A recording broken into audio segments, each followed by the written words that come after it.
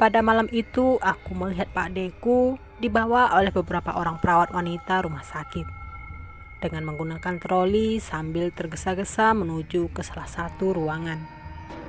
Itu Pak Deku mau dibawa kemana oleh para perawat-perawat itu? Batinku.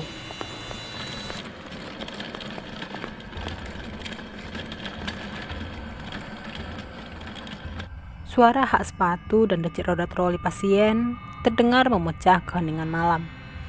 Terlihat Pak D Darmaji terbaring di atas troli yang mereka dorong, berusaha untuk bangun. Berkali-kali dia mengulurkan tangannya seakan memberi isyarat meminta pertolongan kepadaku. Sambil mulutnya berucap beberapa patah kata yang tidak begitu jelas. Hei, itu mau kalian bawa kemana Pak Deku? Tunggu! Sontak saja aku langsung tersadar. Ternyata aku ketiduran di kursi tunggu luar kamar pasien. Tak lama kemudian, budeku dengan isak tangis ditemani oleh seorang perawat rumah sakit menghampiriku. Mereka memberi kabar bahwa Pak Deku telah...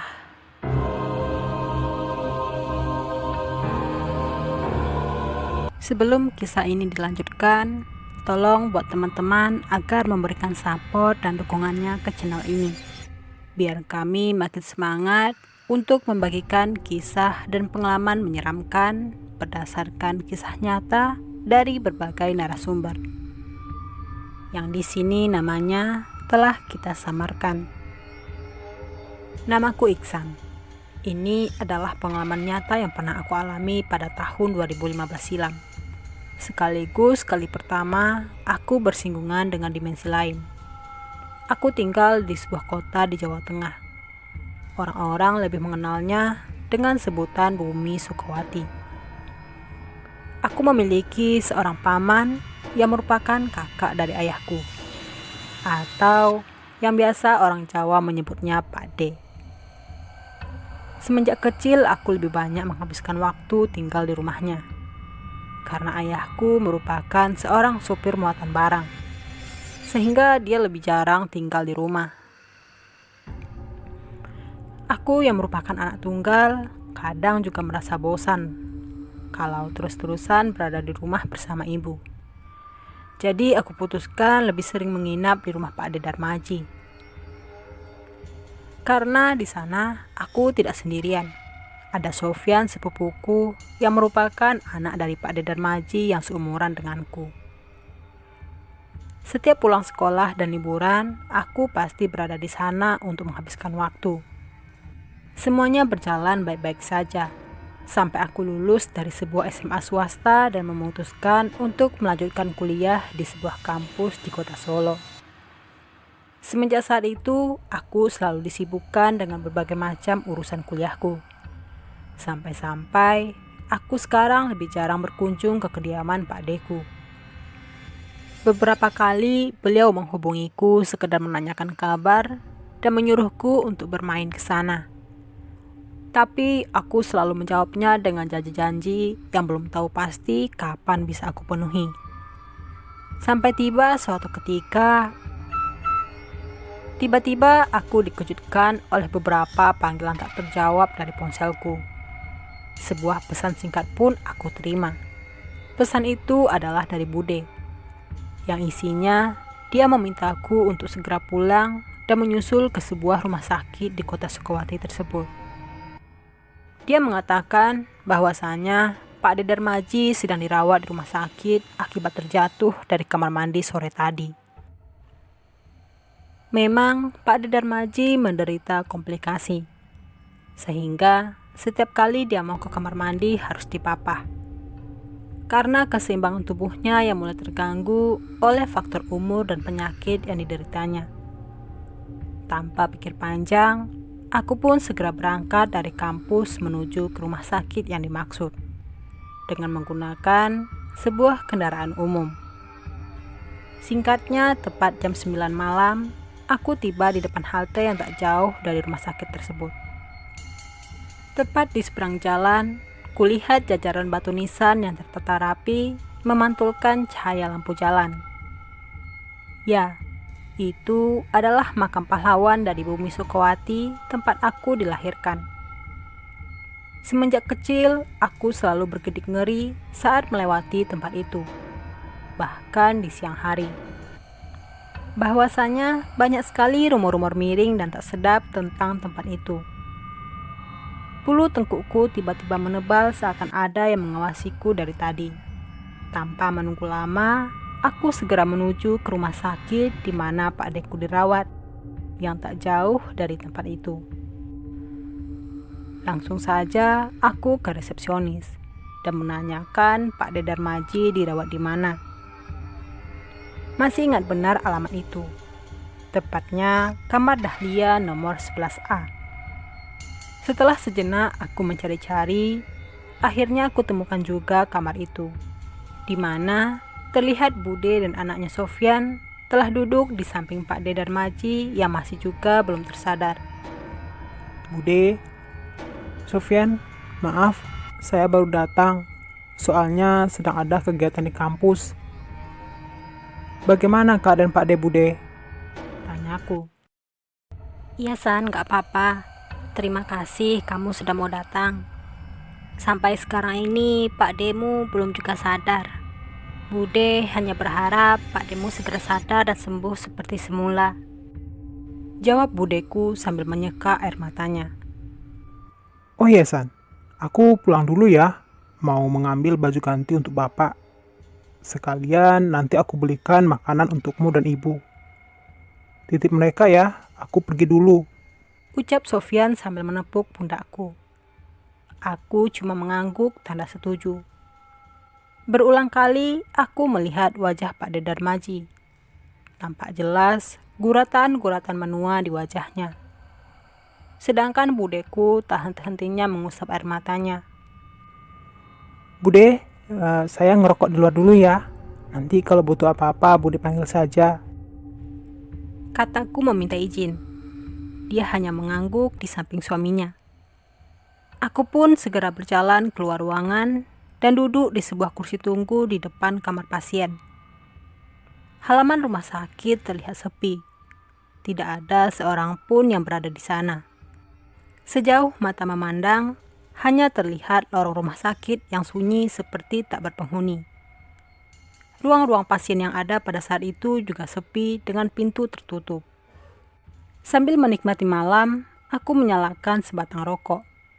Pandanganku menerawang jauh, mengingat kebaikan Pak D dan Bude kepadaku selama ini. Mereka sudah menganggap aku seperti anak mereka sendiri.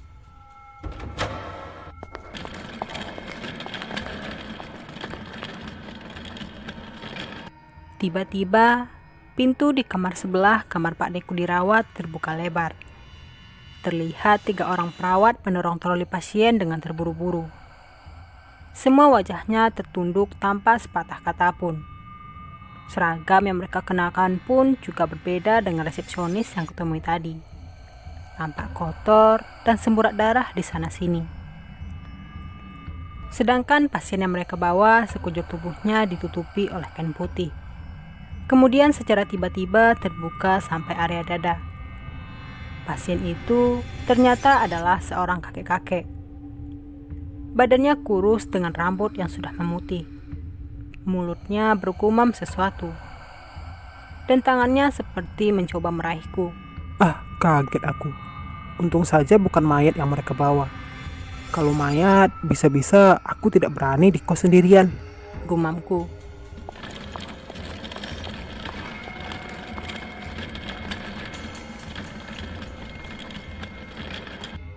Ketika perawat itu dengan tergesa-gesa mendorong troli yang berisi kakek tadi, berjalan lurus ke sebuah ujung lorong rumah sakit. Pintu kamar yang semula tadi terbuka lebar, tertutup dengan sendirinya.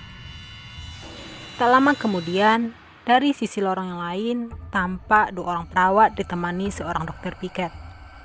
Dengan terburu-buru, masuk ke kamar pasien tadi. Aku masih berpikir positif. Mungkin ada barang yang masih tertinggal di sana.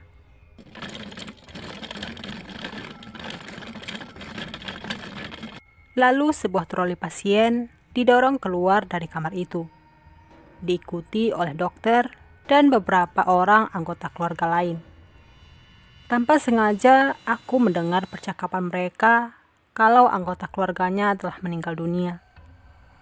Aku melihat dengan jelas jasad yang terbaring di atas troli pasien itu. Dia tidak lain adalah kakek tua yang mencoba meraihnya tadi.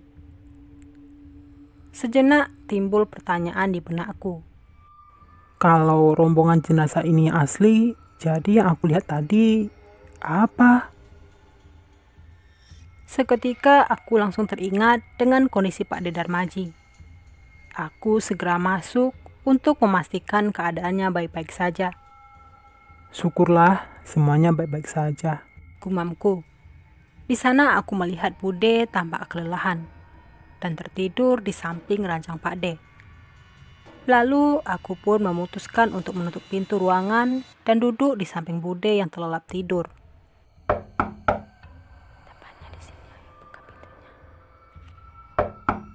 Aku kembali dikejutkan oleh beberapa kali ketukan pintu dan suara orang mengobrol dari luar ruangan. Dengan penasaran, aku mencoba mengintip dari balik gorden jendela. Namun, sepi, tidak ada seorang pun yang berada di sana. Tak berselang lama, pintu itu diketuk kembali. Siapa? Tanyaku gemetaran. Aku Sofyan. Bantu aku cepat. Berat nih. Ternyata itu adalah Sofyan yang datang membawakan baju-baju ayahnya dan beberapa bungkus makanan.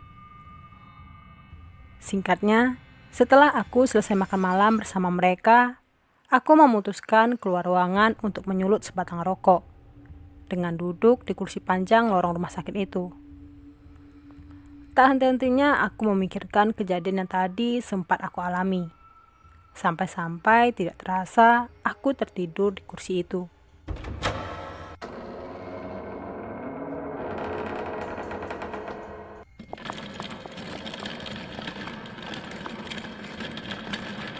Aku kembali dikejutkan oleh suara langkah sepatu dan decitan roda troli pasien itu keluar dari kamar Pak Deku. San, tolong San. Aku sangat mengenal suara itu. Yang tidak lain, itu adalah suara Pak De Darmaji. Kulihat dia berusaha bangun dari troli itu, dengan tangannya yang melambai-lambai meminta pertolonganku. Namun ketiga perawat itu dengan terburu-buru mendorong troli itu menjauh menuju ke sebuah ruangan di ujung lorong rumah sakit. Pak De. Hei, mau dibawa kemana Pak Deku? Tunggu Pak De. Aku langsung mencoba mengejar rombongan ketiga perawat misterius itu. Namun ada yang aneh dengan mereka. Setelah kuperhatikan dengan seksama, ternyata satu persatu dari mereka ada yang cuma memiliki satu kaki, ada yang cuma berbadan separuh, dan satu lagi lengannya telah hancur.